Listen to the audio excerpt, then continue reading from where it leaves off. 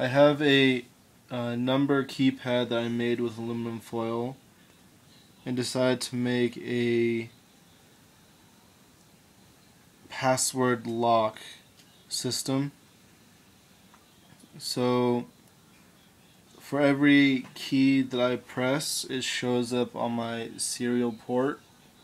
So if I press a 4 or 5, 8, it shows up.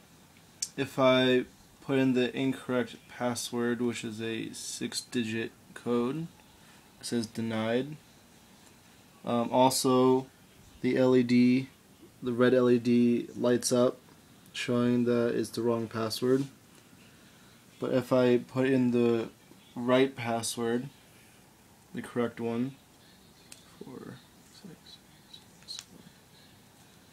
7, 8, it says access granted, and the light turns on. Let me try that again. There.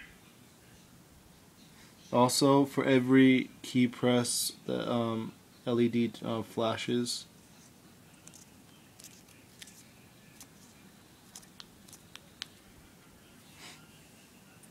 That's the keypad.